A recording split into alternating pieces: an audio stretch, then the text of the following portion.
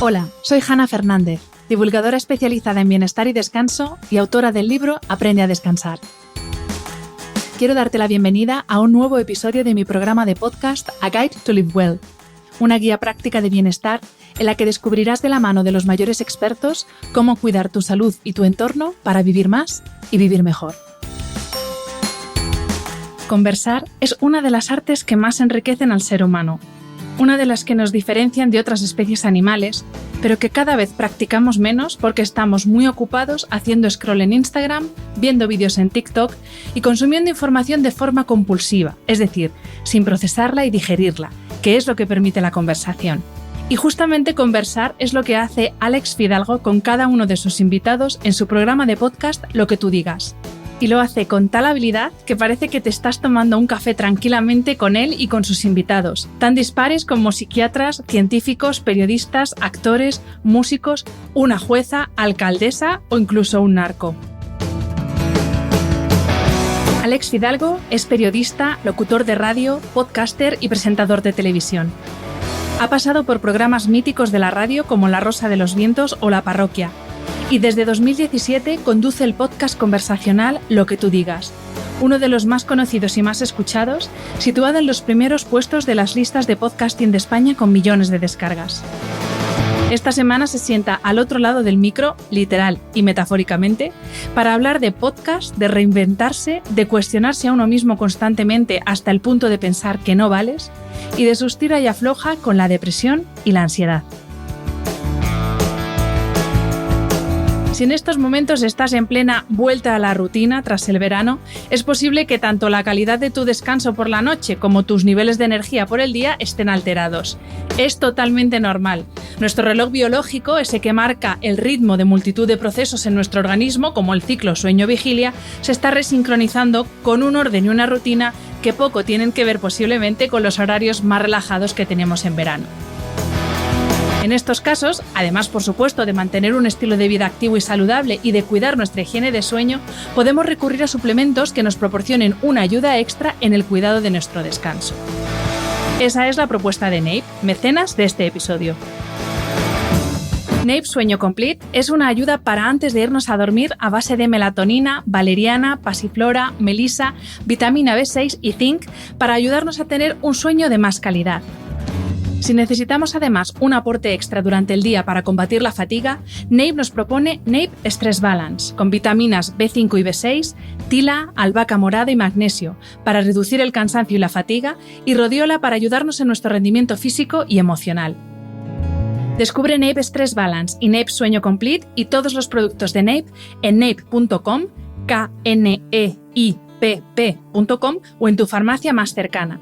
Y por favor, como siempre recomiendo, consulta con tu médico antes de comenzar a tomar cualquier suplementación.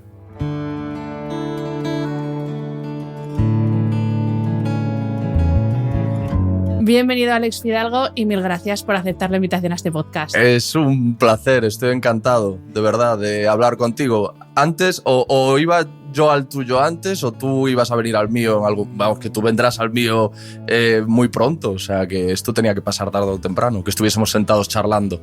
Cuando quieras. Fíjate, te lo he dicho antes, cuando estaba preparando esta entrevista, que me ha costado mucho porque me cuesta más que prepararme las que son muy científicas, porque claro, sobre ti no hay tanta documentación como sobre el metabolismo o cosas así. Y me he dado cuenta de que tenemos invitados comunes que han pasado por ambos podcasts, pues desde el doctor Estivil a José Miguel Mulet, la doctora Luján. Luego tú has entrevistado a ballenas blancas mías, que eran ballenas blancas tuyas, desde Pablo Fuente, el doctor Abarrubio, que espero poderle entrevistar, mi adorado Iker. Iker, si me estás escuchando, yo lo voy a seguir intentando. Por supuesto, Pedro Cavadas, que también es otro de mis ídolos. Y además tenemos hasta referentes en común, porque te he leído que uno de tus referentes es el programa de Cuando ya no esté, de Iñaki Gabilondo, que para mí fue, fíjate que creo que ha sido uno de los programas que más me ha marcado, tanto por cómo lo hace como por el contenido, por el tipo de invitados que él lleva a su programa, porque es de las... Ahora es verdad que, sobre todo tras la pandemia, pues que ahora haya científicos y epidemiólogos y gente de ciencias en general en los programas es muy habitual, pero esto hace 2 años es que eran los raros. Cuando iba un científico a un programa era raro, y para mí fue un decir, jolín, es que ¿por qué no dejamos que la gente que sabe hable? ¿no? Sí, es como lo que hacía Punset en redes. Exacto. Que, por ejemplo, charlaba con Oliver Sacks y yo decía, Dios mío, qué maravilla. Ojalá pudiese yo hablar en algún momento, que evidentemente no puede ser, con Oliver Sacks, por ejemplo. Y efectivamente, a mí lo que me gustaba y lo que me gusta de cuando ya no esté es la gente fascinante y el espíritu o el papel que adopta Gabilondo de curioso patológico. De hecho, empieza cada programa con una loa a la curiosidad, ¿no? La bendita curiosidad. No sé si citando a Einstein. Y yo creo que tú y yo nos sentimos muy identificados con eso.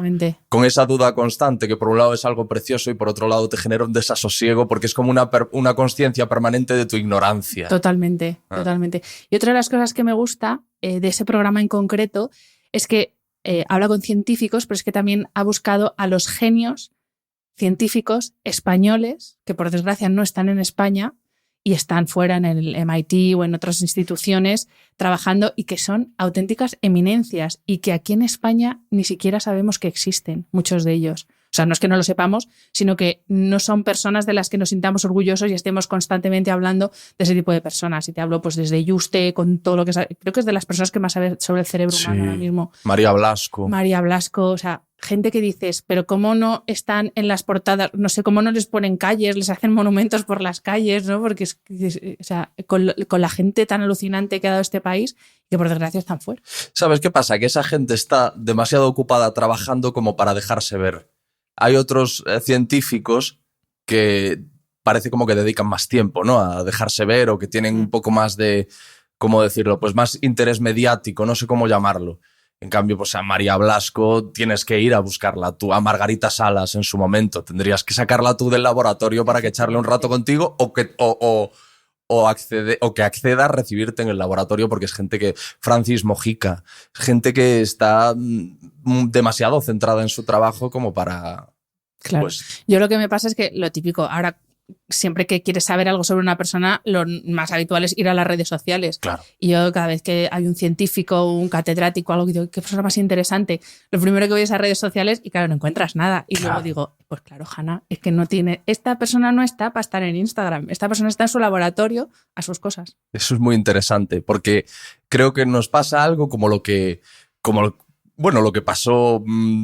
siempre por la radio y por la televisión, que al médico que tú escuchabas en un programa de radio o que tú veías en las mañanas de televisión española, inmediatamente asumías que era una grandísima eminencia. Y a lo mejor simplemente el presentador del programa le conocía y lo lleva a él.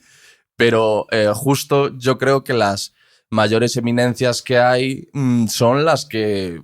pues están un poco más ocultas muchas veces, ¿no? Y tienes que investigar y tienes que hablar con expertos que te lleven a ese experto porque precisamente no se prodiga en los medios. Uh-huh. Y hablando de ballenas blancas, ¿a ti quién se te resiste o a quién te gustaría entrevistar en tu podcast? Tú lo de ballenas blancas... ¿Por qué lo has dicho tú?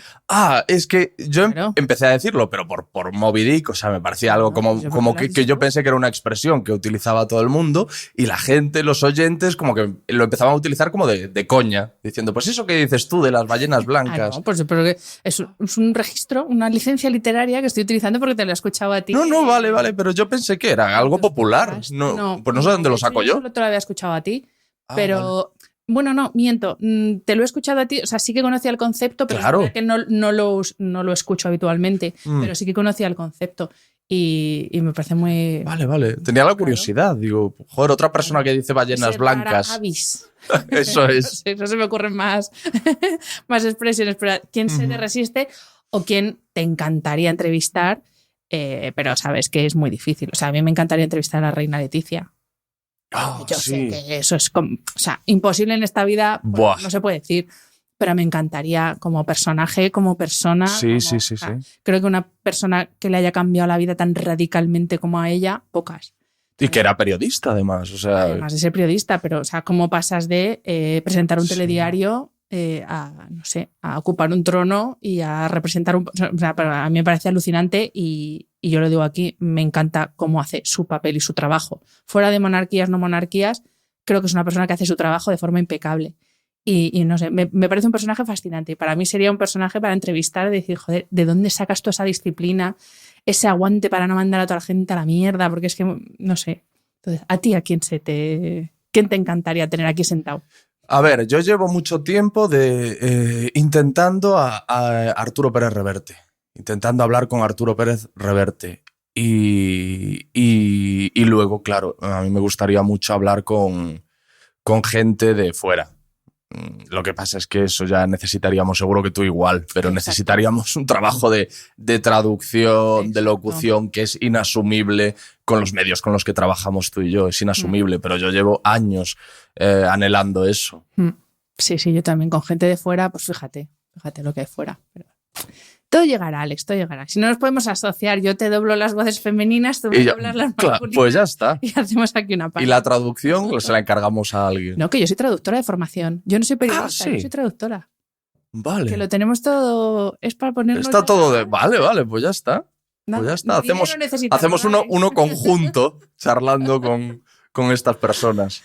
Pues bueno, vamos a tratar muchos temas muy diversos y me da a mí que esto, no sé dónde va a acabar esta conversación porque los dos tenemos mucho carrete, pero sí que uno de los temas de los que quiero hablar contigo es de la depresión.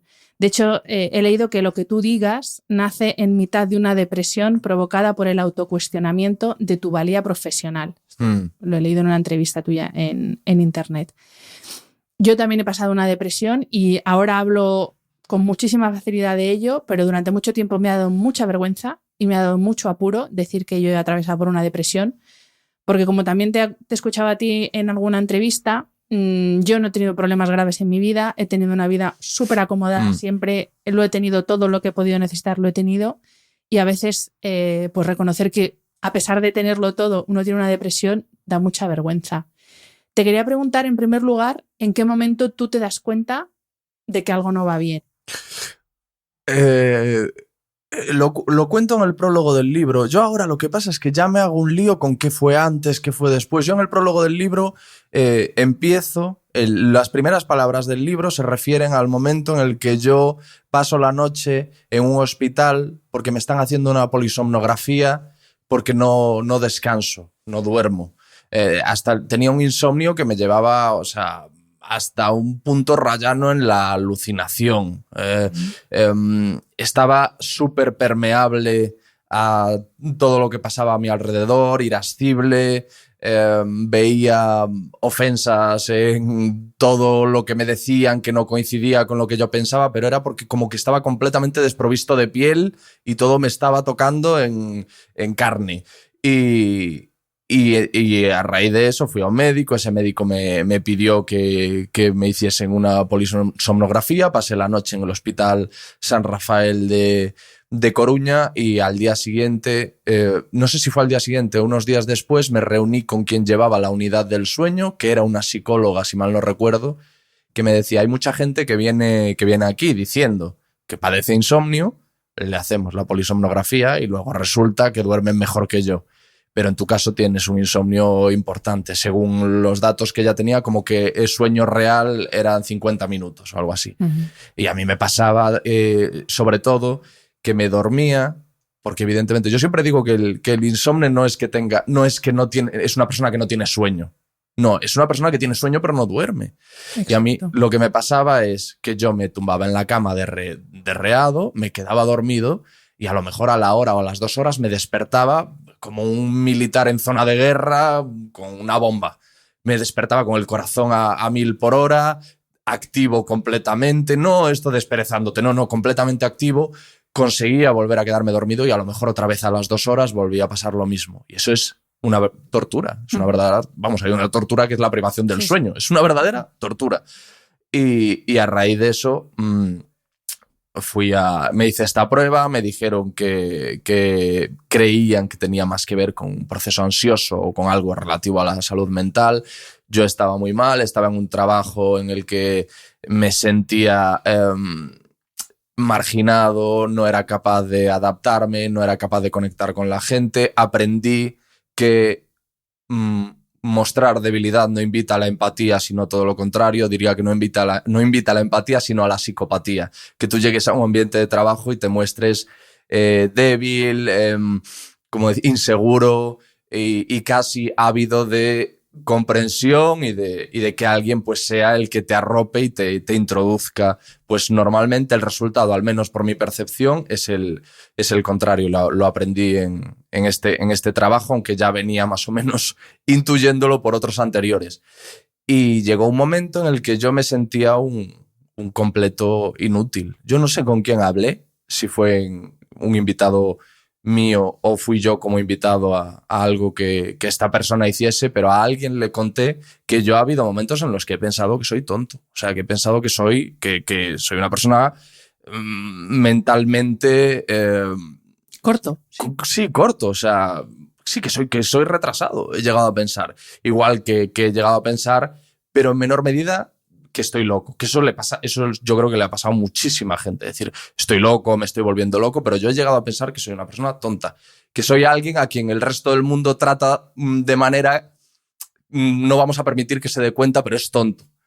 He llegado a ese punto. Y estaba en ese punto. Y de una autocompasión terrible. No una autocompasión maternal, sino una autocompasión que tenía más de desprecio casi que de... Y entonces, bueno, estaba muy incómodo en mi piel, no quería ser yo, no quería mi vida. Estaba, pues como tú dices, era más fácil que llorase, era más fácil que me hundiese, todo me costaba más. Constantemente tenía la pregunta en la cabeza de ¿para qué? Me levanto por la mañana, ¿para qué? ¿Para qué voy a quedar con nadie? ¿Para qué voy a hacer esto? ¿Para qué voy a ir a trabajar? ¿Para qué voy a salir a la calle? Y sí es cierto que yo, sobre todo, bueno, ahora ya lo he llevado a un nivel extremo, pero tengo tendencia al autoanálisis, al autochequeo, como los aviones o los coches modernos, ¿no? Que se hace un autochequeo y dice, esta rueda hay que hincharla. Yo me hago un autochequeo y digo, ¿qué es lo que me está pasando? ¿O por qué he reaccionado así esta mañana? ¿O por qué esto me duele tanto si a lo mejor no es tan grave? Y entonces me di cuenta de que algo no iba bien.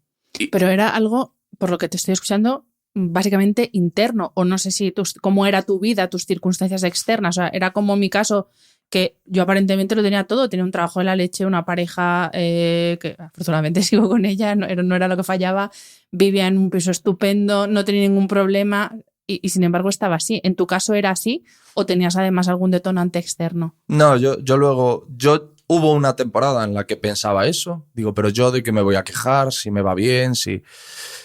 Pero llegó un momento en el que me di cuenta, por un lado, de que aquel trabajo me estaba matando. Y yo siempre le digo a quien me pregunta, nunca te mantengas en un trabajo que tú seas perfectamente consciente de que te está arrancando la salud. Porque yo he sufrido muchísimo por no tener trabajo, lo he pasado muy, muy, muy mal y he sufrido muchísimo por tener un trabajo que me estaba machacando. Y de lo único de lo que todavía conservo cicatrices es de lo segundo. Lo único que todavía me duele es lo segundo. ¿Qué trabajo? No en dónde era, sino qué trabajo era. Era un trabajo de guionista. O sea, que era algo relativamente parecido sí. o algo que en principio te puede agradar. Sí. Esto me gusta precisarlo porque yo estaba en un trabajo que era lo que yo había elegido y además visto desde fuera era la leche, porque yo organizaba eventos, trabajaba en comunicación, o sea, la pera. Sí. Pero no era para mí. Entonces, por eso me gusta precisarlo, porque muchas veces la gente piensa que necesariamente tienes que tener un trabajo de mierda, que los hay, obviamente, que te tratan fatal, pero no, pero es que no solamente es eso que haces, sino también la actitud que tú tienes o lo que tú estabas comentando, un ambiente de trabajo que no es adecuado. O sea, pero que es para que la gente entienda que no solamente por estar en unas circunstancias que son de libro de mierda, puedes acabar teniendo un problema emocional, que puede ser también por otros motivos. Sí, mi problema, como decía Carlos López Otín, es el virus humano. Es el virus él decía que en su caso el virus era el ser humano. Bueno, pues en mi caso era ese, no era el trabajo en sí.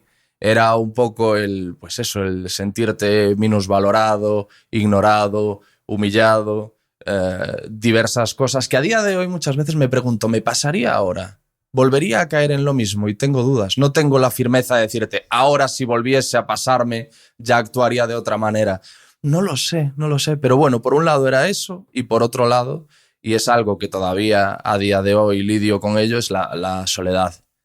La soledad es vital. Por ejemplo, si yo en aquel entonces me hubiese sentido arropado fuera del trabajo y tuviese una no sé cómo decirte, una construcción social sólida, salgo del trabajo, pero sí tengo unos amigos, una familia, unas conexiones fuertes que me mantienen con los pies en la tierra, yo creo que lo habría podido superar o incluso lo habría dejado. A lo mejor tendría un buen círculo cercano, íntimo, que me diría, oye, quizá ese trabajo, por muy bonito que se vea desde la superficie, a ti no te está haciendo bien, quizá deberías plantearte buscar otra cosa y dejarlo en cuanto puedas. A lo mejor por algo menos glamuroso, pero que no te produzca el desasosiego, la tristeza y el desánimo que te está generando este. Pero yo no tenía eso. Culpa mía. Es que el entorno es tan importante porque a veces, claro, a todo esto se suma la vergüenza de decir es que voy a dejar un trabajo porque no soy capaz. Y justamente esta mañana es que he visto una cosa que se me ponían los pelos como escarpias. Típicas de estas frases de Instagram de no soy capaz y tachado el no. No puedo y tachado el no. Y es como, no, es que a veces no eres capaz y a veces no puedes y no pasa nada por decirlo y admitirlo porque es que es la realidad de todos los seres humanos y todavía seguimos. Y además era una persona que se supone que va a ayudar a otras personas a salir de esos baches. Sí. De Dios, el que caiga en tus manos está perdido. Y contra el admitir que no puedes y que no eres capaz es que es tan liberador y plantarte también delante de un entorno que muchas veces no te entiende y simplemente tiene que aceptar que tú no puedes y que lo mismo esa persona, tu padre, tu madre, tu hermano, quien sea, pues en ese caso sí podría, pero tú no. Sí. Y punto. Hay un mensaje peligrosísimo de esos que es este de nadie puede ayudarte sino tú o tienes que hacerlo tú solo. Porque ese tipo de mensajes como de que nadie puede curarte, que la cura depende de ti, que eres tú solo, porque la mayor parte de las veces yo creo que es al revés. Fíjate lo que yo te estoy diciendo. Precisamente mi problema venía de que no había otros que pudiesen ayudarme y no ayudarte de que te solucionen el problema. Me refiero a ayudarte de estar ahí. A lo mejor yo te ayudo escuchándote, que yo procuro hacer eso para mis amigos, pero escuchándote de verdad. Escuchándote, preocupándome por ti. Sí, no diciéndote, venga, no, que no es para tanto. Eso es. No. Yo a mí cuando mis amigos me cuentan algo, yo les voy preguntando y les repregunto. Y a veces ellos mismos, a través de esas preguntas, llegan a reflexiones y, joder, les sirven. Y dicen, ostras, pues no lo había visto de esta manera. Eso ya es una ayuda. No es, ¿qué problema tienes? No, pues voy yo y te lo resuelvo. Eso no ayuda a nadie, además.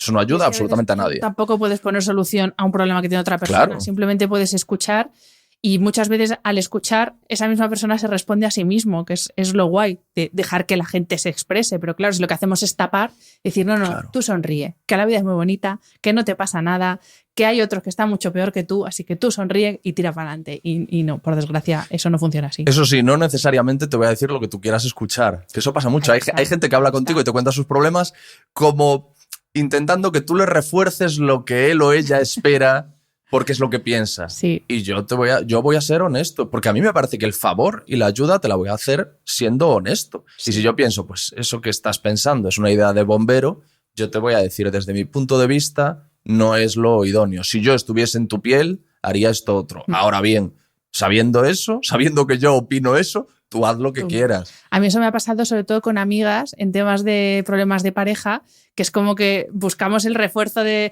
es que fíjate lo que me ha dicho, es que mira cómo es. Y digo, pues perdona, pero es que en este caso tiene todas las razones, lo siento, pero es así. Y no te gusta escucharlo, lo sé, pero es así. Fíjate, a mí cuando estoy en el otro lado me gusta, ¿eh? A veces casi busco que me hagan dudar de lo que pienso. Casi espero más eso que me lo refuerces. Digo, joder, no quiero pensar lo que pienso, pero estoy casi seguro. Y hablo con los demás para ver si me dan otra perspectiva y decir, vale.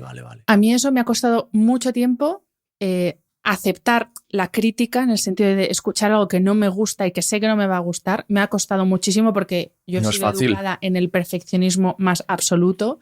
Y claro, a mí todo lo que sea no decirme qué bien lo has hecho, Hanna, O sea, para mí era un tremendo en cualquier aspecto de mi vida.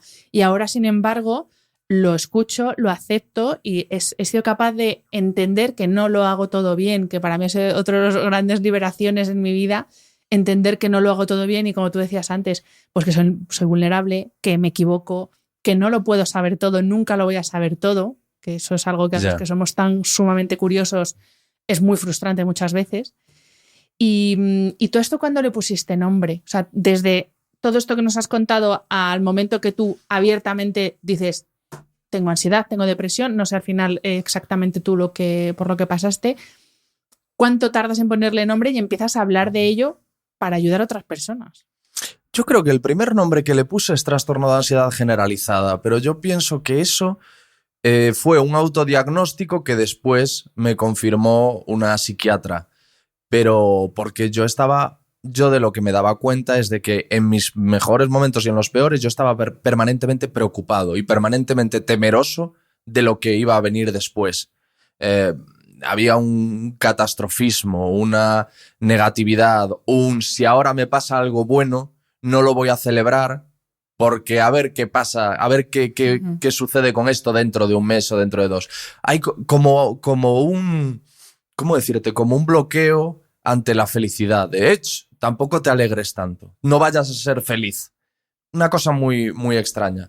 Pero claro, a raíz de toda esta sintomatología física mucho más evidente, como te ponía el ejemplo del insomnio, hay algo que cuento en el libro también que fue brutal, que es que en unos carnavales fui a ver actuar a mi sobrina, que en aquel momento tendría quizá 3 o 4 años, y lo que hacían era bailar canciones infantiles disfrazadas. En grupos, cada clase, pues hacían un baile de una canción infantil, y eran canciones de Miliki, canciones infantiles que también lo eran en mi época, también eran canciones cuando yo era un niño.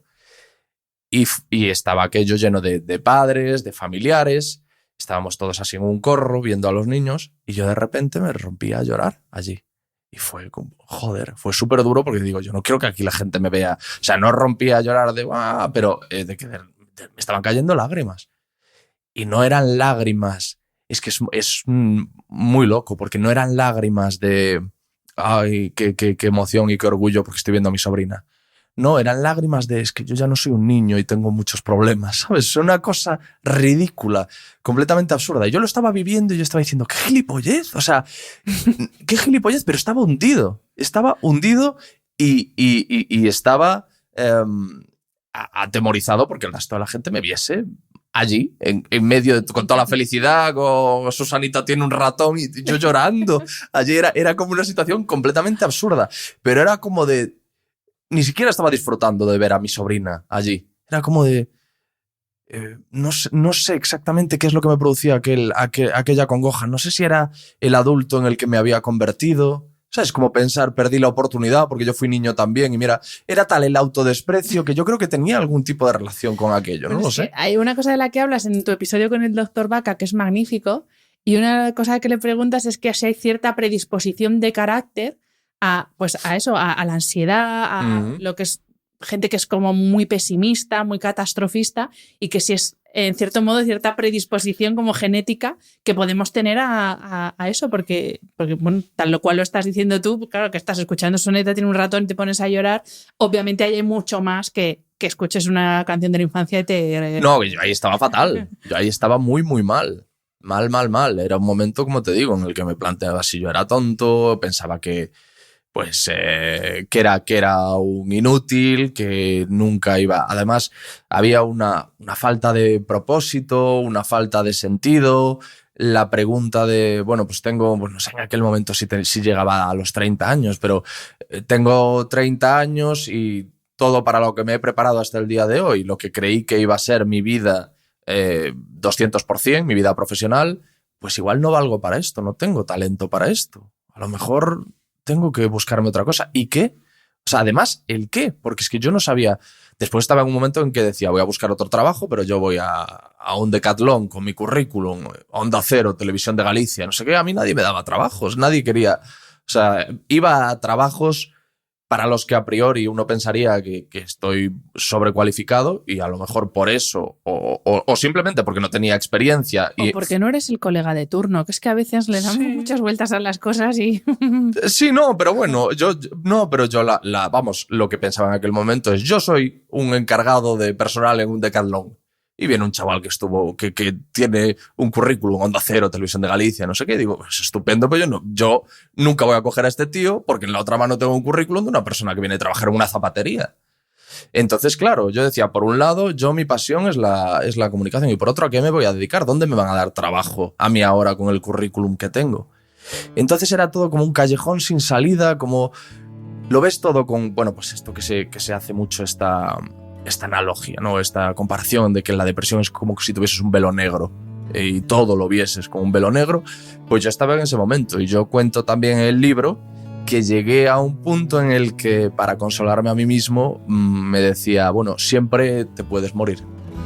O sea, no que tuviese intención de hacer nada, sino que la forma de consolarme, bueno, claro, tú habrás vivido cosas similares, la forma de consolarme y de pasarme la mano por el lomo era decirme, bueno, Alex, llegado el momento, pues siempre te puedes morir.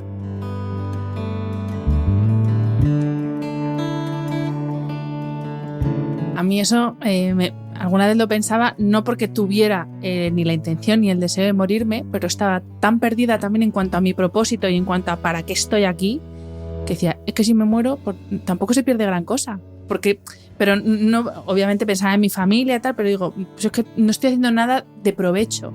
Y a mí una de las cosas que más me afectó y que me llevó ahí es que durante muchos años de mi vida yo construí una vida en función de lo que se esperaba de mí, tanto mi familia, mi entorno y donde yo había crecido, como lo que esperaba la sociedad de mí, como lo que esperaban las universidades donde había estudiado de mí. Entonces yo estaba viviendo lo que se esperaba de mí, que no era en absoluto lo que yo quería hacer.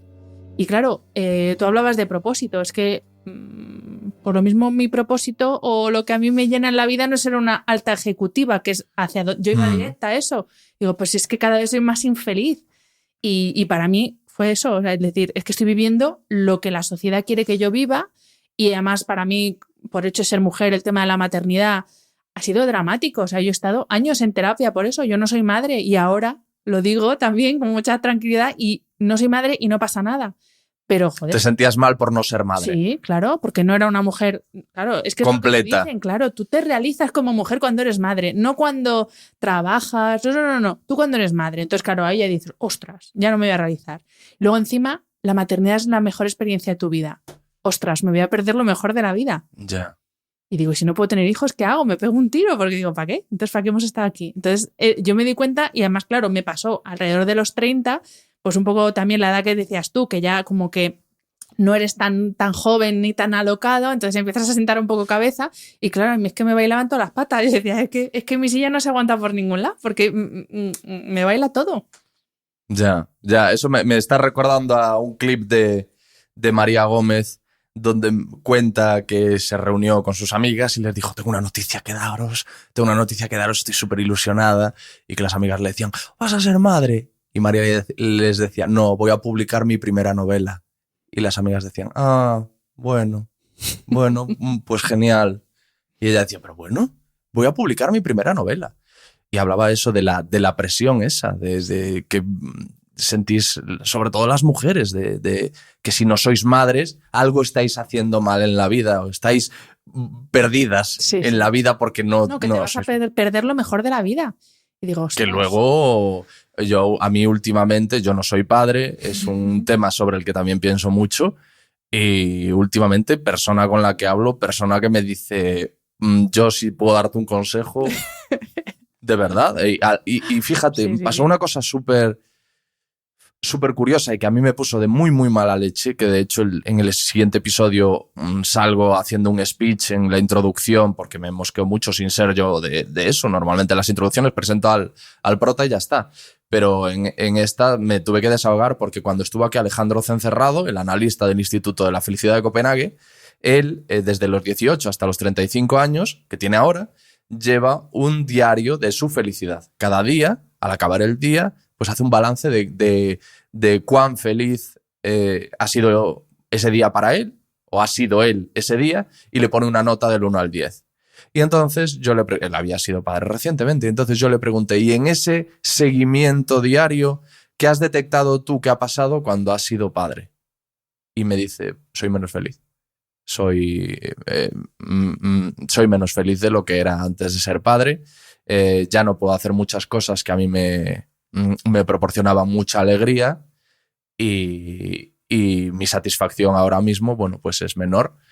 Y me cuenta que un día paseando con el carrito se echó a llorar y que su mujer le preguntó, y entonces empezaron a hablar, y que eso ayudó mucho porque ambos se sentían más o menos igual, se desahogaron y hablaba. Además, tenía además esa lección que es lo importante, que es la comunicación en la pareja. Pues colgué el clip en el que él dice eso, y la gente ya diciéndole que es un miserable, generación de cristal, eso es porque eres un egocéntrico y no puedes traer a una persona siendo así a una persona a este mundo. Alejandro me decía, yo no lo cambiaría por nada a mi hijo, pero desde que tuve a mi hijo dejé de ser Alejandro y me convertí en el padre de Marcos. Exacto. Pero me pareció tan terrible que una persona se esté abriendo en canal, esté contando algo, esté ganando la autenticidad al bienquedismo, porque está contando algo que a todas luces es impopular, ¿sabes? Le pasa a todo el mundo. Sí, pero no lo dice nadie, porque claro. Todos sabemos que puede ser mal recibido. Y que en lugar de aplaudir la valentía, de sentarse aquí, de abrirse en canal, de decir algo que puede ayudar a muchas personas, aunque te resulte incómodo escucharlo, pues la gente dándole latigazos. Y yo en el speech ese digo, si eres así, este no es tu podcast. Es que no es tu podcast. Si vienes aquí simplemente a que te refuercen lo que piensas, no es tu podcast, joder, porque es que de hecho yo pretendo lo contrario. Yo pretendo que lo escuches y te sacuda. Y más aún, es que muchas veces esas cosas no es realmente lo que piensas. Es lo que dices que piensas para encajar.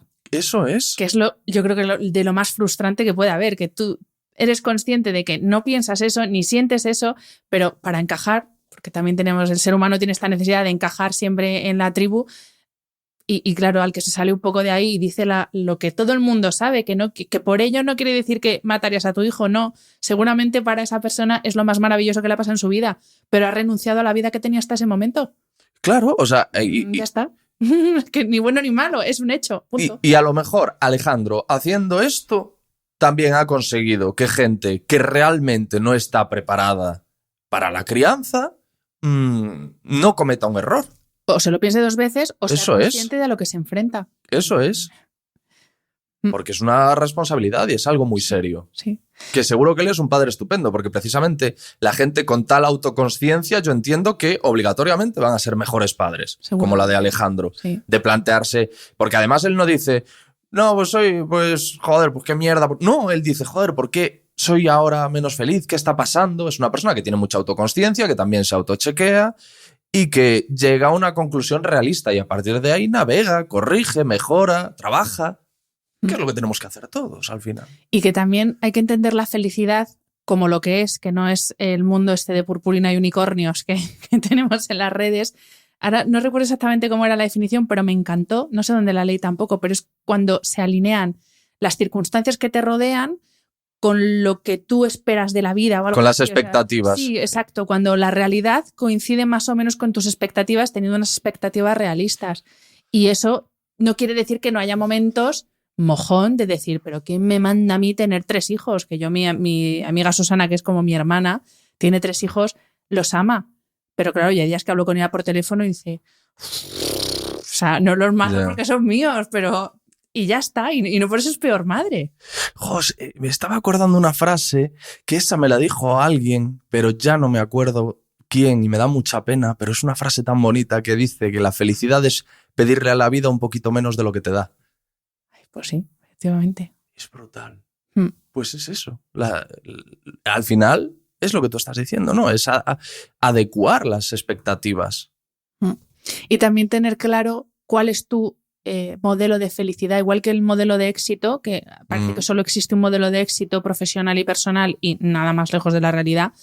En este caso igual, porque lo mismo tu modelo de felicidad es ser ama de casa con 7 hijos o amo de casa, para que Eso no es. me digan que soy machista, amo de casa con 7 hijos, o irte a... O no tener hijos. Un ermitaño sin tener hijos ni pareja ni relación con el género humano porque no te apetece. Entonces, tener muy claro cuál es tu modelo de felicidad también ayuda mucho. Desde luego, sí, sí. Y bueno, ¿y cómo sales tú de ahí? No te digo cómo sales porque esto es un proceso que yo creo que no es que se salga porque no se acaba nunca, siempre puedes volver a caer y a entrar en barrena. Desde luego. Los gatillos los tenemos todos ahí muy bien ubicados, pero en tu caso, ¿cómo sales un poco del pozo? Y sobre todo, ¿sabes identificar ahora tus gatillos? ¿Sabes en qué momento vas a empezar otra vez con el bucle este de voy a caer ahí y controlas o todavía estás en ello? Yo creo que precisamente empiezo a salir por lo que tú digas. Claro, yo en aquel momento, como una especie de concesión o de regalo, de último regalo que me hago a mí mismo, digo, mira, para contrastar, para asegurarnos de que efectivamente no tienes talento ni valía para dedicarte a esto y que tienes que pegar un golpe de timón, o para desmentirlo, crea tú algo que tú le ofrezcas directamente a la gente. Yo en aquel momento, además, precisamente por ese estado anímico en el que me encontraba, leía mucho intentando entender qué pasaba. Leía pues mucha psicología, filosofía, neurociencia. Me estaba volviendo más curioso todavía de lo que ya era, pero por una razón completamente egoísta, como es intentar entender qué es lo que me está pasando o quién soy, por qué me comporto de esta forma, por qué reacciono así, por qué veo que mis amigos llevan la vida de otra manera y yo estoy constantemente hundido y preocupado. Y entonces empiezo a leer y empiezo a escuchar muchos podcasts, porque en aquel momento estaba el podcast de Joe Rogan, que ahora pues tiene una mala fama que yo considero del todo inmerecida, pero que está muy relacionada con la anécdota que he contado de Alejandro, pero bueno, eso ya es otro tema. Pero Rogan lo que hacía era llevar, pues efectivamente, a muchos profesionales, a mucho pues, neurocientífico, psicólogo, psiquiatra, periodista, especialistas, y tenía charlas desenfadadas y sin ninguna intención y ningún rumbo más allá que el de la propia conversación instructiva y natural. Un poco lo que estamos haciendo ahora mismo tú y yo. Y empecé a escuchar The Joe Rogan Experience. Eso derivó en otro podcast conversacional, pero que estaba más centrado en gente conocida, pero también en gente conocida que se abría un poco, como algunos afortunadamente han acabado haciéndolo en lo que tú digas, que es WTF de Mark Maron. Entonces yo escuchaba aquellos podcasts y me daba cuenta de que yo era el presentador, en el sentido de que yo era un curioso patológico como esos presentadores. Yo era alguien que ya en aquel momento, si me sentaba con alguien a tomar algo, lo bombardeaba a preguntas. Eso lo conté en las Pod Talks, me parece, que además me preguntaba si eso le pasaría también al resto de depresivos, pero yo cuando estaba así, cuando estaba en esa situación de desánimo, en ese hoyo, como se le quiera llamar, de salud mental, yo pensaba que cualquiera podía tener una respuesta para mí. Y creo que ponía el ejemplo de iba a la panadería y esperaba que el panadero me dijese algo. Quería preguntarle cosas al panadero para ver si él tenía una solución para mí. Buscaba soluciones en todo el mundo, en todas las respuestas, en todas las reflexiones, las hiciese quien las hiciese. Entonces, claro, eso sí fui capaz de identificarlo, de joder, yo tengo esta curiosidad, yo tengo la capacidad, en cierto modo, para hacer esto, que es bombardear a preguntas a alguien que realmente tengo genuino interés en conocer. Entonces, ¿por qué no probar? Y así fue como nació Lo que tú digas, que empezó precisamente con un protagonista en común, con José Miguel Mulet, que en aquel entonces se había convertido en un personaje viral, fue cuando saltó a la fama. Como muchas personas que saltan a la fama o como muchas personas que lo bueno para ellos empieza de algo que uno diría que es negativo, que fue cuando se enfrentó a Mercedes Milá. Él fue allí a desmentirle una serie de creencias pseudocientíficas que Mercedes Milá iba promulgando por todas las televisiones, y Mercedes Milá, cuando se vio acorralada y sin argumento posible, le dijo, mira, tú a mí no me vas a hablar de nutrición, que estás gordo. Efectivamente. Y eso se volvió viral. Perfectamente, porque sí. Y lo poco que le dio tiempo a decir, porque evidentemente tanto a Mercedes Milá como a ese programa, se la sudaba lo que tuviese que decir Mulet. Lo que querían era exactamente lo que ocurrió. Que es brutal que Mercedes, con el rodaje que tenga, no se haya dado cuenta de eso. De aquí lo que quieren es que me encienda y que la monte. O a lo mejor si se dio cuenta y pensó, pues le voy a dar a esta gente lo que espera. El tema es que lo poco que dijo José Miguel me pareció súper interesante. Y digo, joder, pues me habría gustado seguir escuchando a esta persona. Lo busqué en redes, algo que a día de hoy es para mí rutinario, en aquel momento fue como excepcional. Voy a buscar a este señor por las redes sociales y si lo encuentro le pregunto. Se dio la feliz casualidad de que escuchaba La Rosa de los Vientos y yo estuve una temporada en La Rosa de los Vientos, entonces me conocía por haberme oído en alguna ocasión y aceptó encantado y ese fue el inicio. Y claro, publiqué esa charla con José Miguel Mulet, que yo digo, bueno, pues me imagino que 20 o 30 escuchas de algún loco de la radio que le suene mi nombre y diga, a ver qué hace este chico. Y de repente tenía 1000 en iVoox, que era donde lo subía yo. Y de repente tenía 1000 y comentarios diciendo, oye, sigue haciendo esto, qué interesante, no había escuchado así a este hombre y me ha parecido apasionante la conversación. No sé, unas cosas que no se correspondían con ningún feedback que yo estaba recibiendo en aquel momento. Para mí todo hasta ese momento me empujaba a dejarlo. Ya no es que recibiese mal feedback, era que de repente ya en el trabajo en el que yo estaba ni se dirigían a mí. O sea, era como que las cosas estaban pasando sin contar conmigo, que incluso me sentía culpable por cobrar. Hasta ese punto llegué. Y en cambio, pues poco a poco estos oyentes y los protas que aceptaban hablar conmigo iban devolviéndome un poco la confianza. Hasta el punto en el que al que llego, que digo, oye, pues no seré mejor que a la gente a la que le está yendo bien, pero tampoco peor. O sea, soy una persona solvente, soy una persona que puede hacer su propio contenido, sacarlo adelante y dejar satisfecho al oyente. Uh-huh. Y eso, poco a poco, también me fue sacando del hoyo. Yo creo que siempre tengo un pie ahí, y de cuando en cuando, que tú hablabas de los gatillos, sí me doy cuenta de, qué mal pinta esto, qué mal pinta la situación en la que estoy. Muchos días seguidos en los que salir de la cama me supone un reto. Pero es como que ya estoy muy resabiado. Sí. Es como que ya estoy muy resabiado. Y además funciona muy bien el estar muy resabiado con la salud mental.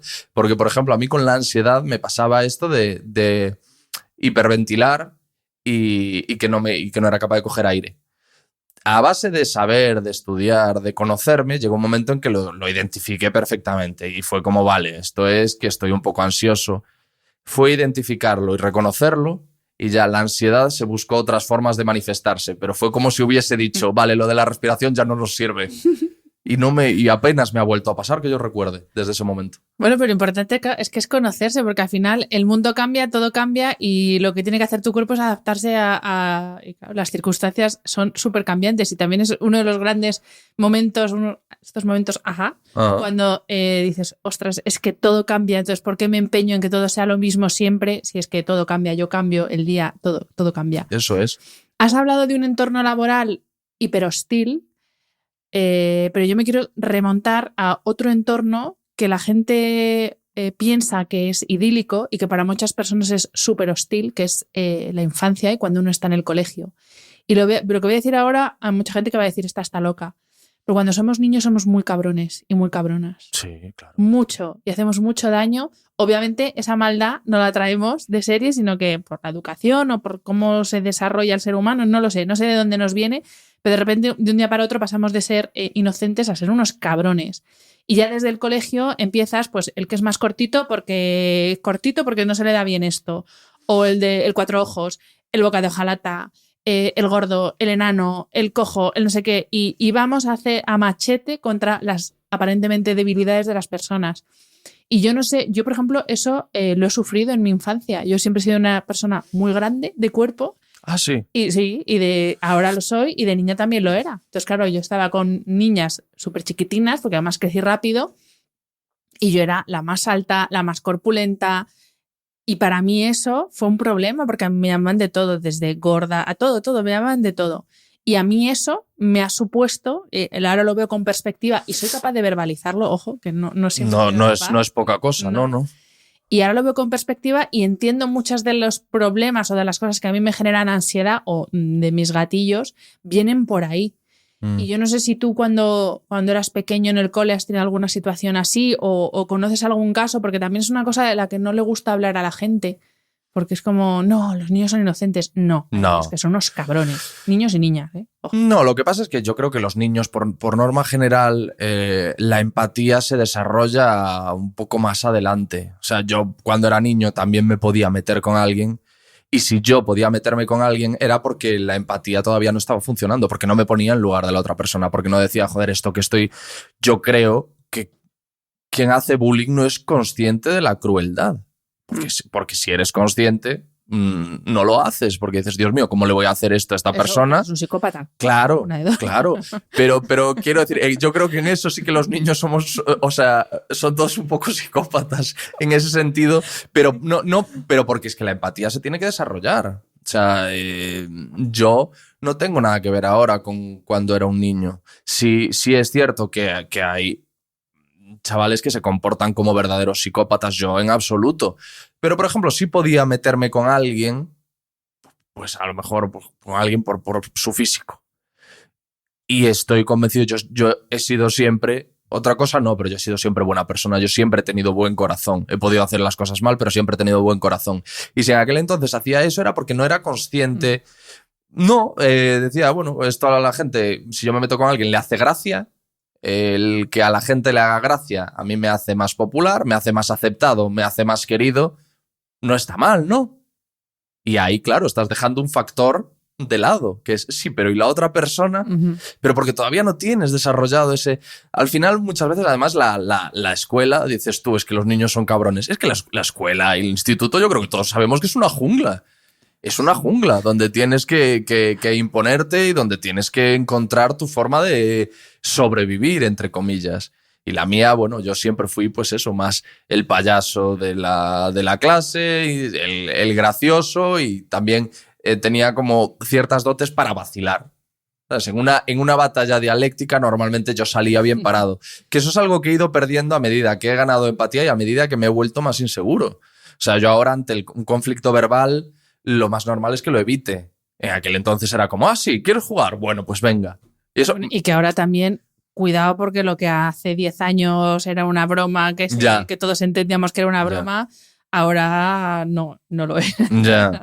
Ahora yo sí, la gente que hace humor, digo, qué complicado la tienen. Ahora, y qué horror. Ahora mismo. La gente que hace humor y la gente que disfrutamos con el humor. Sí. O sea, es una putada para mí es una putada para todos. Sí. Para todos, pero bueno, en fin, porque hay que tener en cuenta que es humor.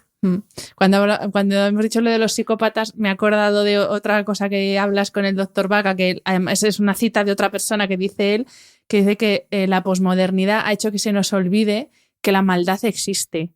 Y que, porque él dice, claro, en cuanto hay alguien malo, pues un violador, un asesino, se dice, no, es que está loco. No, dice, no. Una cosa son los locos, que es una enfermedad y perfectamente respetable, y otra cosa es la gente que es mala, que es un psicópata o lo que sea, que la maldad existe. Y yo sé que es una teoría que yo siempre defiendo, y la gente me dice, ¿pero qué dices? El hombre es bueno por naturaleza. Y digo, no, hay gente muy mala, muy, muy mala, y ya está, no pasa nada. Ahí está. Eso se ve muy bien ahora en las redes sociales, cuando alguno de estos ídolos que se convierten en tales de la noche a la mañana porque graban un vídeo contando cosas y hacen después retransmisiones en las que sueltan speech motivacionales y crean una comunidad de seguidores, luego se descubre que esa persona es un mamarracho y sacan la carta de la salud mental, todos. O sea, últimamente se está viendo muchísimo de gente que se descubre como una auténtica mamarracha, que es normal. Es decir, si tú entronizas a un tío por 4 vídeos que graba en su cuarto hablándole a la webcam, es que es normal que luego rasques y te lleves una hostia. Y perdona que hable así. Sí, tal cual. Pero es que es normal y la culpa es tuya. La culpa no es de él por ser un mamón. La culpa es o una mamona. La culpa es tuya. Eres tú quien lo ha entronizado. Entonces ahora... te jodes. Pero esa gente, precisamente como es consciente de que la culpa es suya, no se rinde y no dice, vale, pues joder, pues efectivamente es tonto perdido, tonta perdido. No, lo que hace es, tiene mucha presión. Hubo un caso de uno de estas figuras elevadas a los altares por las redes sociales, que se demostró por una serie de cosas que hizo que era un pobre diablo. Y la gente empezaba a decir, es que si vosotros soportaseis la presión, a ver cuántos poca mierdas por ahí están tomando ansiolíticos y este que tiene millones de seguidores, no sé qué. Y a mí aquello me pareció, o sea, que ahora resulta que este tío que es un Erchaina en los 90, soportando una presión, a mí me pone histérico porque forma parte de la misma epidemia que a mí me genera una preocupación brutal, que es la infantilización rampante de la sociedad, que está relacionada con eso que tú estás diciendo, de un montón de cosas que no se pueden decir. Alejandro viene aquí y dice lo de la felicidad y los hijos y la pidan.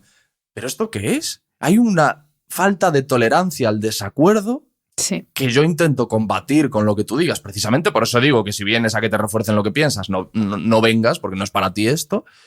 Que a mí me da pavor y no quiero vivir en un mundo así. Es que no quiero vivir en un mundo en el que tengo que pensar constantemente lo mismo que los demás y en el que no puedo dudar, y si dudo no lo puedo verbalizar. Pues no, tío, no me da la gana. No me da la gana vivir en un mundo en el que yo sea juzgado por la persona con la que me siento a hablar aquí.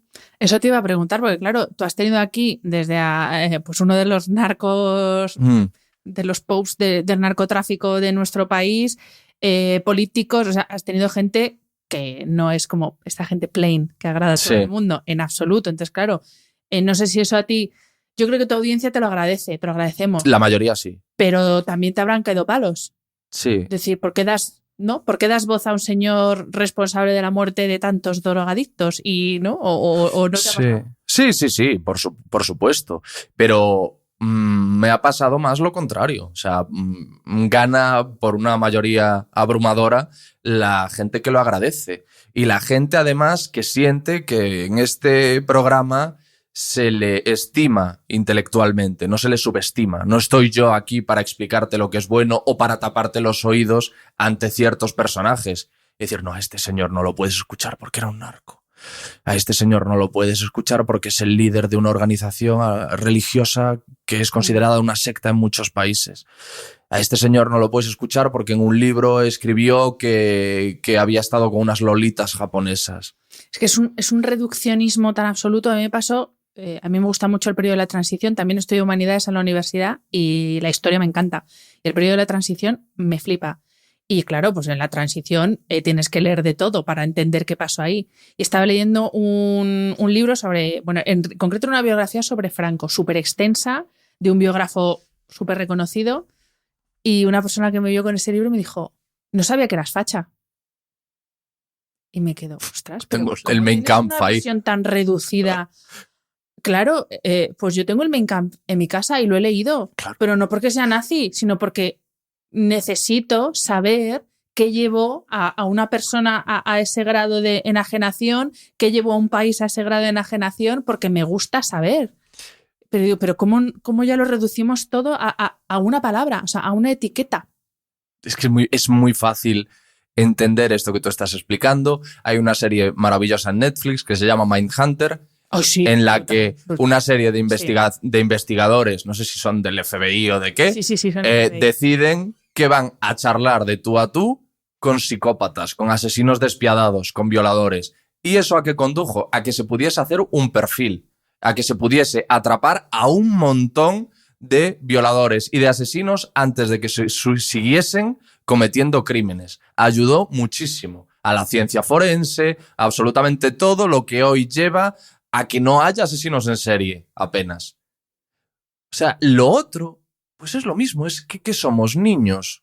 ¿Qué pasa? Que si escuchamos a un narco, ya al día siguiente encargamos un cargamento de cocaína a Colombia para distribuirlo aquí. Exactamente, yo pienso lo mismo. Entonces, si tú te lees una novela, 50 sombras de Grey, automáticamente al día siguiente ya eres sadomasoquista. O sea, quiero decir, No, yo creo que quiero pensar que la gente tiene un pensamiento crítico como para saber distinguir lo que es realidad, lo que es ficción, lo que es un hecho histórico que tienes que saber para no volverlo a repetir, o al contrario, lo que es un hecho histórico que ojalá se repitiera, no en el caso de franquismo ni nada de eso, entenderme, pero no sé, que al final y está pasando también con la visión que hay de España con respecto al descubrimiento. Ahora parece que Biden ha dicho que España nos ayudó mucho a la independencia americana, entonces como que la leyenda negra se está volviendo un poquito gris. Pero también esto va... Como si necesitásemos aquí, que nos echasen más mierda. Efectivamente, es que es otro tema que me fascina, pero bueno, no vamos a entrar en la historia. Si quieres otro día hablamos de historia, pero... Yo no tengo ni idea, Hanna, de historia, por desgracia. La leyenda negra es de los temas más apasionantes que hay de la historia española. Pues Alex, vamos a entrar ya en la última... No sé cuánto llevamos grabando, ¿cuánto tiempo llevamos? 1 hora y 6 minutos. Santo cielo, pues bueno, vamos a entrar ya en la última parte de la charla, no quiero decir entrevista, charla, para hablar de podcasting, de podcast.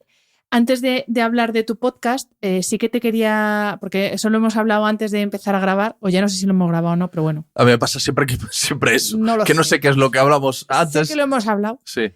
Y a mí también me ha pasado a veces dejarme un poco llevar por lo que veo que hacen otras personas que también tienen un programa de podcast parecido al mío. Sí, sí. Incluso prostituirme un poco, entre comillas, por intentar alcanzar algo que no soy yo y que no tiene nada que ver con lo que yo quiero hacer.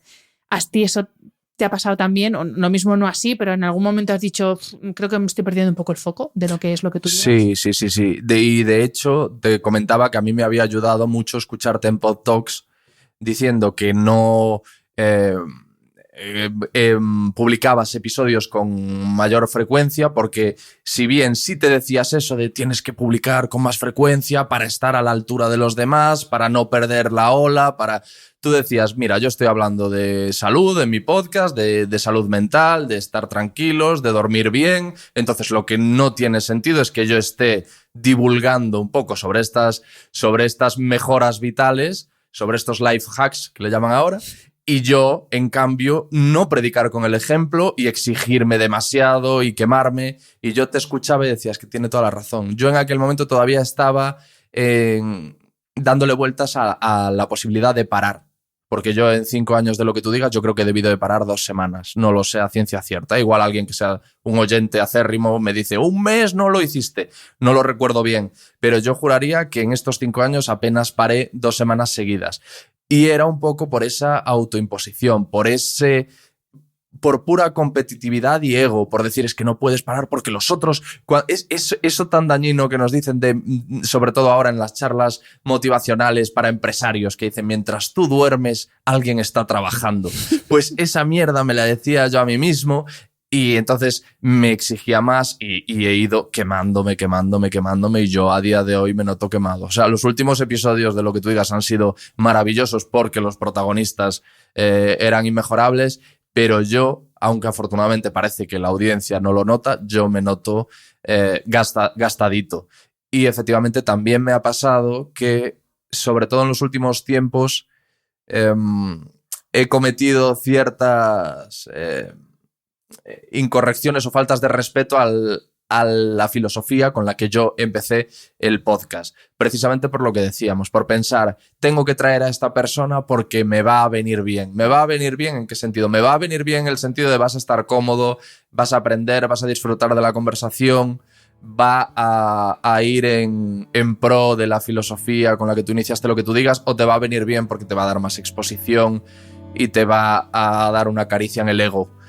Y en muchos casos las elecciones venían dadas más por lo segundo y eso no puede ser. Y me he dado cuenta pues ahora con este autochequeo y con estas reflexiones que he hecho, pues entre otras cosas por haberte escuchado a ti. Y voy a parar ahora. Voy a tomar un respiro, voy a coger carrerilla y voy a recuperar las ganas, la motivación y a hacer pues la mejor temporada de todas.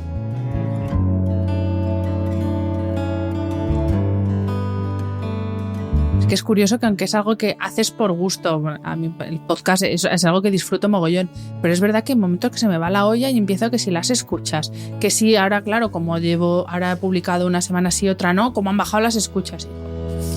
Y, pues vale, pero también es que a veces con esa visión reduccionista de las cosas, digo, es que yo no solo hago podcast, es que yo doy clase, doy conferencias, trabajo con clientes, creo contenido para marcas. Digo, es que no puedo. Si lo que yo estoy vendiendo y lo que te estoy diciendo es que pares y descanses, es que hay mucho experto del bienestar, sobre todo en redes, que los ves que te están vendiendo la moto esta de para, descansa, baja, conecta contigo, abraza tu yo, todas estas cosas, y los ves que dices, si es que no hay más que verte la cara para ver que tú llevas sin dormir y sin hacer nada de ejercicio, o sea, sin todo eso que predicas. Y al final digo, es que yo, para mí, lo dije en la mesa redonda, lo dije que para mí la coherencia es que es mi principio vital para todo, para la vida, para el trabajo. Y por respeto a la audiencia. Y por respeto a mí. Sí. Es que yo no quiero volver a estar enferma. Sé que puede que pase en algún momento porque, no sé, nadie sabe lo que va a pasar, pero ya te digo, por trabajar más, yo no quiero volver a estar enferma. No. Si tengo que estarlo, que sea por un motivo que yo no puedo evitar. Y ahí sí que vas a parar. Ahí sí que vas a tener que parar. Fíjate, yo estoy leyendo ahora un libro que se llama El ego es el enemigo, de Ryan Holiday, y habla de que ese muchas veces es precisamente el riesgo del éxito. O sea, el que tú y yo estemos peleando con la competencia y diciendo, no, tengo que ser el mejor, tengo que hacerlo bien, es precisamente porque tenemos éxito en realidad. Porque si no, o sea, si te ves con una distancia abismal de la gente a la que le está yendo bien, no dices, no estamos en la misma carrera, no estoy compitiendo contigo. Pero como nos está yendo bien, nos estamos comparando a otra gente a la que le está yendo bien, pero a lo mejor, según nuestro criterio, según las métricas o lo que quieras, les está yendo mejor aún. Y entonces ahí es cuando desvías la vista del camino. Y yo eso además lo tengo muy claro porque mis problemas empiezan cuando yo empiezo a ver formatos muy parecidos al mío. Cuando yo empecé, al menos que yo conociese, no había nada igual. Para mí aquello era un solar. Y era, paradójicamente, el mejor momento. Porque ahí sí que solo elegía gente que digo, es que necesito hablar con esta persona, joder, necesito hablar. Y de hecho, la gente muy conocida era la excepción. Era la excepción, y si hablaba con gente muy conocida era porque tenía que hablar con esas personas por cosas que trascendían su popularidad. Pero, precisamente por el éxito, por llegar a un momento en que dices, joder, me están yendo bien las cosas, es cuando empiezas a mirar lo que hacen los demás y empiezas a decir, no, pues yo tengo que tener al más conocido, tengo que ser el más seguido, tengo que ser el más... Cuando nada de eso me preocupaba cuando empecé. Y el podcast, si hoy tiene éxito, es por lo que hice cuando empecé. Me pasa exactamente igual. Y de hecho, también lo dije que mi objetivo para la próxima temporada es, si puedo llevar a gente, que habrá gente, por supuesto, que está en redes sociales, que tiene muchos seguidores, pero voy a intentar llevar al mayor número de personas que no están ni en redes sociales. También porque a mí una de las cosas que me hace que me lleven los demonios es encontrar un experto que no está en ningún sitio y en 10 días aparece en otros tropecientos episodios prácticamente las mismas preguntas que haces tú. Y dices, joder, es que el trabajo de documentación también es esto. Entonces no hay que mirar lo que hacen los demás porque a mí por lo menos no me sienta bien. Y luego lo que hemos hablado tú y yo antes, que es que muchas veces los primeros espadas, las eminencias, la gente más grande está demasiado ocupada trabajando como para tener visibilidad mediática. Y es cuando más tienes que currar para localizar a esas personas y es gente a la que no escuchas por ahí en otros podcasts y en otros... Y esos son los primeros espadas y los súper expertos y la gente sobre todo a la que yo me machacaba buscando cuando empecé. Y añado que los cracks, o sea, los megacracks, que yo he tenido la suerte de tener megacracks absolutos, de catedráticos, realmente eminencias en lo suyo, y puedo decir que son las personas que más humildemente y mejor han respondido a mi propuesta, a mi solicitud de entrevista, a facilidades para todo, los que más. Fíjate, gente que comentabas tú, el doctor Cavadas, evidentemente no está en Facebook, no está en Instagram, no está en Twitter. El doctor Aba Rubio, yo juraría que no lo encontré ni en Twitter, ni en Tinder. Iba a decir no he mirado. A lo mejor ahí sí está, pero tendría que ser en Bélgica, porque creo que él está en Bélgica, sí, no me acuerdo bien. O en Suiza. Puede ser en Suiza. Puede ser en Suiza. Bueno. Suiza, sí. Bueno, pues uno de los mayores expertos en el sueño del mundo. Enrique Vaca, catedrático de psiquiatría. No están en redes divulgando ni nada, pues están currando. Bueno, Enrique ya, y merecido lo tiene, está jubilado. Pero esa gente, claro, exige un trabajo extra y además exige otro trabajo que es el de controlar tu ego. Porque a mí, pues a lo mejor un episodio con el doctor Abad Rubio, con el doctor Enrique Vaca, con Cavadas sí, pero con el doctor Enrique Vaca o con Abad Rubio no va a venir la gente en tromba a decir, ay, no me puedo creer que está hablando aquí el doctor Abad Rubio. Pero la conversación, amiga, ahí es donde digo, vale, yo aquí puede pasar lo que sea después, pero yo he escogido bien. Y eso es lo que vale la pena. Y no la satisfacción personal de que publico una foto con fulanito o fulanita y se me llena de comentarios Instagram. Porque eso es... Pues es un orfidal. O sea, pues ese día qué bien estoy, pero al día siguiente en las mismas y a lo mejor pasé por una conversación que me desgastó muchísimo. Pero... Eso es. Pero ya, sí, el placebo. De acuerdo. ¿Y tú ahora mismo vives de tu podcast, Alex? Sí, ahora mismo sí. ¿Tú lo has convertido en un medio de vida? Vale. ¿Ha sido siempre así? No. ¿Cuánto te ha costado convertirlo en tu medio de vida? Muchísimo. Me ha costado mucho dinero, muchísimo dinero. Y me ha costado mi vida social. En ciertos momentos, aunque me la ha dado, también me ha quitado un poquito de salud mental. Pero bueno, ha merecido la pena cada paso del camino y me ha dado una lección muy importante, que es el de que el ser humano se adapta a todo, a lo bueno y a lo malo. La gente siempre pone el ejemplo de la lotería, eso es como muy cuñadil, de la gente a la que le toca la lotería luego es la más infeliz. Y eso no es verdad. Lo que pasa es que la gente a la que le toca la lotería a lo mejor es más feliz durante un mes, durante 2, durante 3, durante un año, pero vuelve al estado de felicidad o infelicidad que tenía antes de que le tocase. Yo, cuando empecé el podcast, mi sueño, el techo, era vivir algún día de aquello. Digo, si algún día vivo de esto, si un día estoy viviendo en Madrid, tengo un estudio en casa, viene la gente a hablar conmigo, es que no hay nada. O sea, es donde termina mi escalera hacia el cielo, es lo más grande que puedo alcanzar. Hoy estoy en ese sitio y sigo sin ser muchísimo más feliz de lo que era en aquel entonces, porque me he adaptado y llegas a un punto en el que dices, es que esto es lo que me merezco y ya está. Y es para lo que he trabajado. No ha sido un regalo del cielo. Y es triste, pero es así. Y no es triste del todo porque, como he dicho, es lo bueno y lo malo. Y lo tengo muy presente eso. Porque van a venir cosas malas, van a venir cosas horribles. Las peores cosas de mi vida están por venir. Entonces tengo muy presente eso. Que nos adaptamos a todo. Puede llevarnos más o menos tiempo, pero el ser humano se adapta a todo.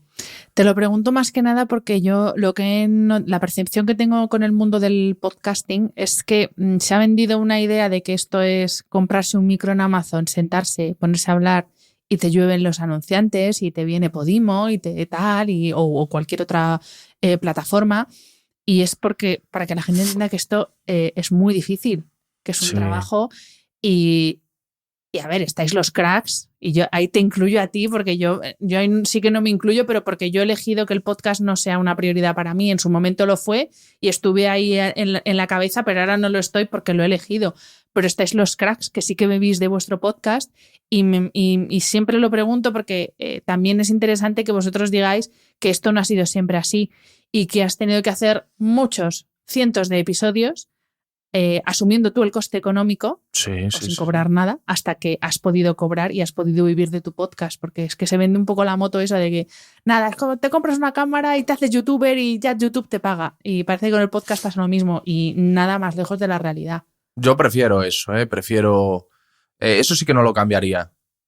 Si yo pudiese sí cambiaría. No te voy a defender lo de pasarlo mal en el trabajo, por ejemplo. No te voy a decir, no, yo en aquel entonces me alegro de haber aguantado y haber sufrido todo lo que sufrí en aquel trabajo porque eso me ha ayudado. No, si pudiese, eso lo borraría. Jamás habría pasado por ahí, no merece la pena. A lo mejor no habría creado este podcast, no lo sé. Yo nada que te suponga tanto dolor y que te genere tanta herida merece la pena. O sea, de eso estoy convencido. Pero sí estoy contento porque lo tuviese tan difícil al principio. Yo incido mucho cuando precisamente voy a charlas.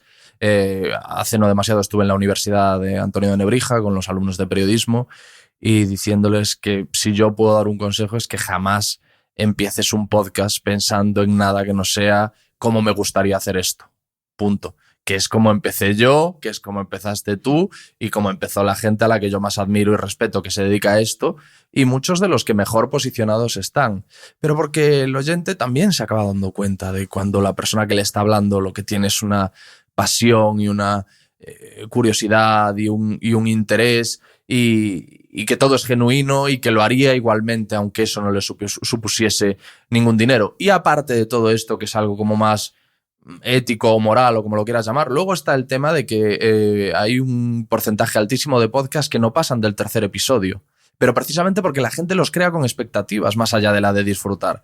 Entonces es normal. Y si además lo creas pensando no voy a ganar pasta con esto, lo llevas, o sea, estás muy jodido porque, y esto también lo decía en la charla, porque si te dan pasta nada más empiezas, eso quiere decir porque eres conocido, porque eres conocido y tampoco le arriendo las ganancias a ese podcast. Si te dan un podcast porque eres famoso, y tú lo haces partiendo de la base de que eres famoso, yo a ese podcast no le arriendo las ganancias. Todos conocemos excepciones, de gente conocida que empezó un podcast y le va increíble, pero conocemos muchos más de podcasts de gente famosa que no ha ido a ninguna parte y que ha sido, yo creo, un agujero en el bolsillo de las empresas que les han pagado y punto. Y está bien que así sea.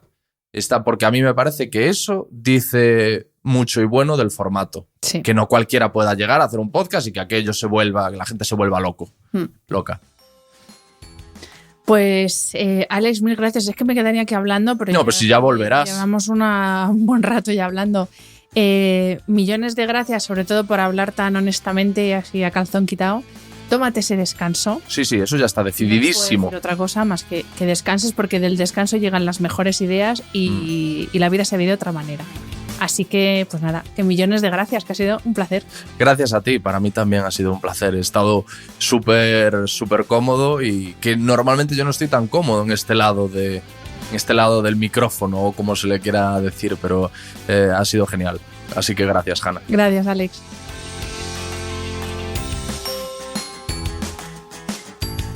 Espero que hayas disfrutado del episodio.